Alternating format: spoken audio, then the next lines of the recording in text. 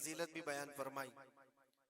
اور اس محرم میں حضرت حفصہ رضی اللہ تعالیٰ عنہ جو حضور کی زوجہ ہیں، وہ فرماتی ہیں رسول پاک صلی اللہ تعالیٰ علیہ وسلم 4 عمل زندگی میں کبھی ترک نہیں کرتے تھے، چھوڑتے نہیں تھے. وہ کیا ہے؟ تو آپ فرماتی ہیں ان میں سے ایک عاشورہ کا روزہ حضور کبھی نہیں چھوڑتے تھے. عاشورہ کا روزہ رسول پاک صلی اللہ تعالیٰ علیہ وسلم کبھی ترک نہیں فرماتے. اس کی بڑی فضیلت ہے. یہ عاشورہ کیا ہے؟ 10ویں محرم کے دن کو عاشورہ کہا جاتا ہے. بڑا تاریخی دن ہے، اور بلکہ اللہ کے نبی صلی اللہ علیہ وسلم نے یہ بھی فرمایا قیامت بھی اسی دن کو آنے والی ہے. 10 محرم الحرام ہوگی اور جمعہ کا دن ہی ہوگا، جس دن سور پھونکا جائے گا اور پوری دنیا فنا کر دی جائے گی اور قیامت کا منظر قائم ہو جائے گا. عاشورہ کا دن آتا ہے تو اے مومنو، سب کے سب اللہ کی بارگاہ میں دوڑ آ جاؤ، عبادت کے لیے لگ جاؤ. اور اس دن یہ یاد کرنا چاہیے کہ یہی وہ دن ہوگا جب ہمیں بارگاہ رب العزت میں کھڑا کیا جائے گا.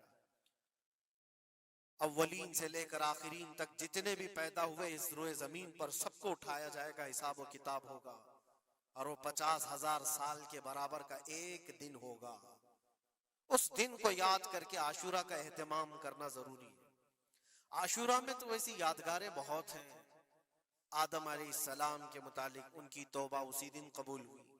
نوح علیہ السلام کی قوم پر جو عذاب آیا تھا طوفان کا، وہ طوفان نوح سے کشتی کو جو نجات ملی نوح علیہ السلام کی، وہ بھی عاشورہ کا دن تھا.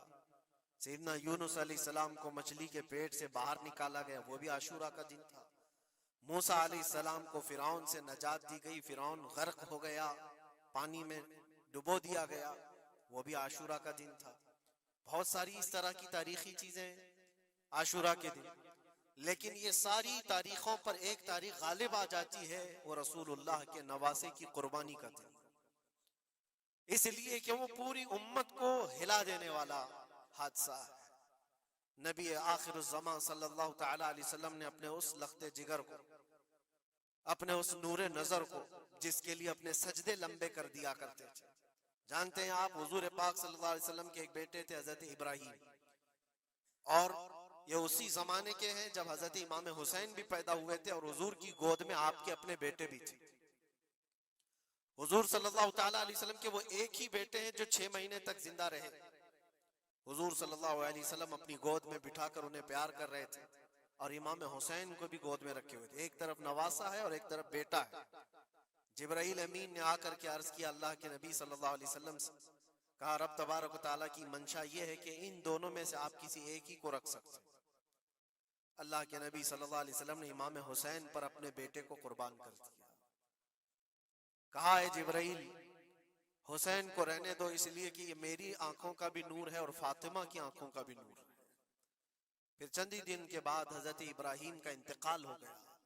آپ اندازہ کریں جس حسین اعظم کے لیے رسول پاک صلی اللہ علیہ وسلم نے اپنے بیٹے کو قربان کیا، اور مدینے کی گلیوں میں جس کو اپنے کندھوں پر اٹھا کر سوار کرتے تھے، امام حسین حضور کے صلی اللہ تعالیٰ علیہ وسلم کے کندھوں پر سواری کیا کرتے تھے. دوش نبوت جن کی سواری ہو، اندازہ کر سکتا ہے کوئی؟ اس حسین اعظم کے چرچے مدینہ طیبہ میں بچپن میں ہی عام تھے. صحابہ اکرام رضوان اللہ تعالیٰ علیہ مجمعین دیکھتے تھے. کبھی حضور صلی اللہ تعالیٰ علیہ وسلم مسجد نبوی تشریف لاتے تو یہ دونوں شہزادے حضور کے جبے پر لٹکے ہوئے آتے تھے. کبھی حضور ممبر پر کھڑے ہیں تو ایک شہزادہ حضور کے ایک قدم کو پکڑا ہے، دوسرا دوسرے قدم کو پکڑا ہوا ہے.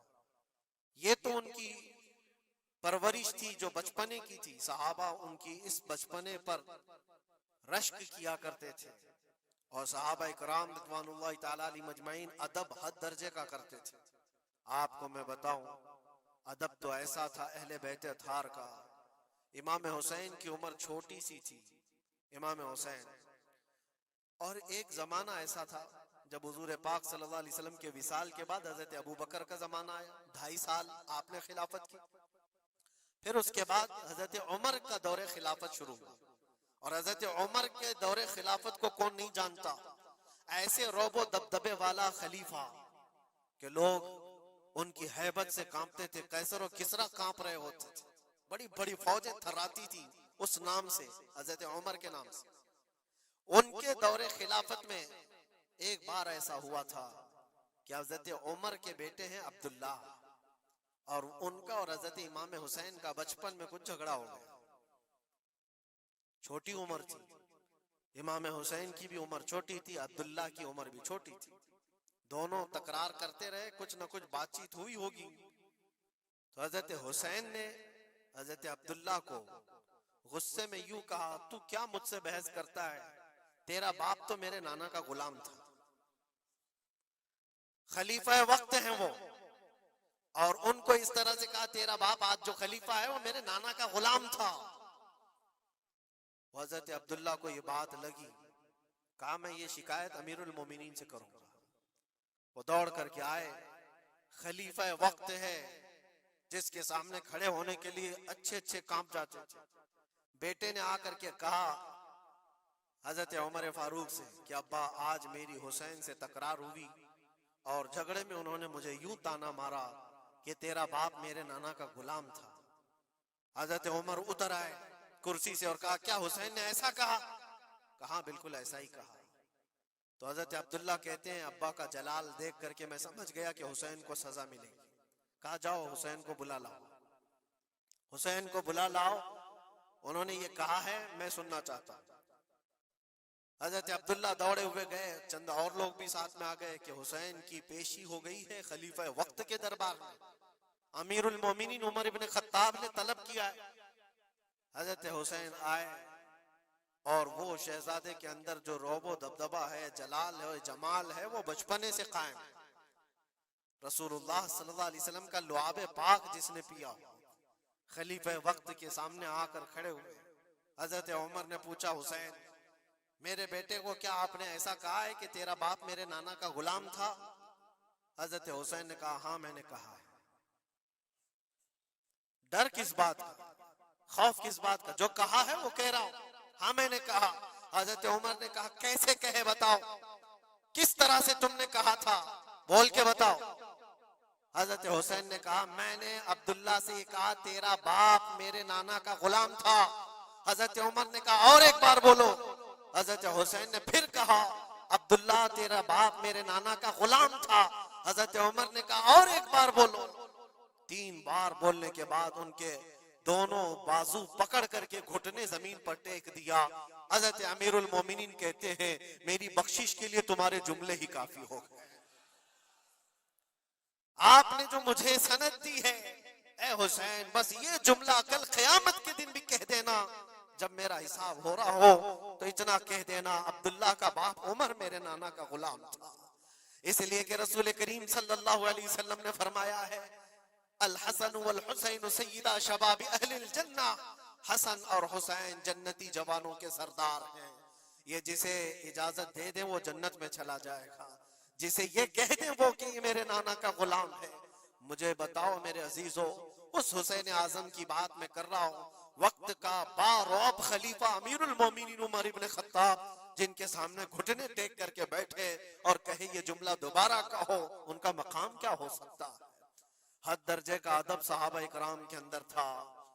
اور ایک مرتبہ ایسا بھی ہوا تھا، حضرت عمر ممبر پر کھڑے تھے، حضرت امام حسین اپنے گھر سے دوڑتے ہوئے آئے. یہ وہ منظر تھا جب انہوں نے اپنے نانا کو ممبر پر خطبہ دیتے ہوئے سنا ہے.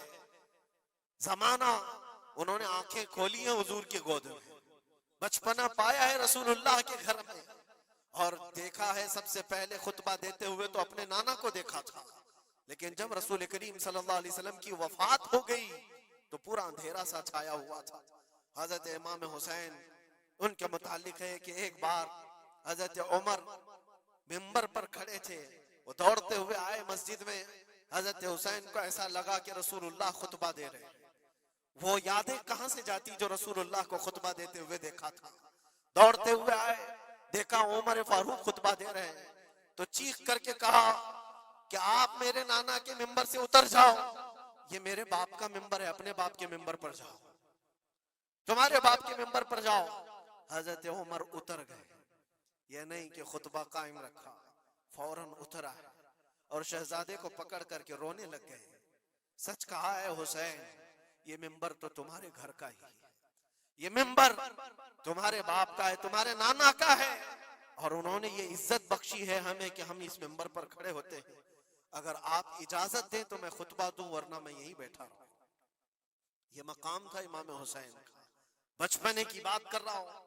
پھر انہوں نے کہا آپ خطبہ دیں، حضرت عمر خطبہ دینے لگے۔ عزیزان گرامی، رسول کریم صلی اللہ تعالی علیہ وسلم کے اس عظیم خانوادے کی بات کر رہا ہوں۔ دنیا نے امام حسین کی داستانیں کربلا کی بہت سنائی، اور ہم بھی سناتے رہے اور سنتے بھی رہے۔ وہ تو آخری وقت کی قربانیاں ہیں، جب آپ کی زندگی پاک تمام ہونے کو آئی اس وقت تو کربلا میں پہنچے، لیکن آپ کی ابتدائی زندگی اور آپ کی جوانی، یہ سب معاملات ہر نوجوان کے سامنے ہونا چاہیے۔ اگر نوجوان آج ہمارا یہ کہتا ہے کہ میرا آئیڈیل حسین ہے، تو اس کو حسین کی زندگی پڑھنا چاہیے۔ اگر وہ پڑھے گا تو یزیدیوں کی طرح جینا چھوڑ دے گا، جینے کا طریقہ یزیدیوں کی طرح، اور نعرے حسین کے ہوں تو یہ زمین و آسمان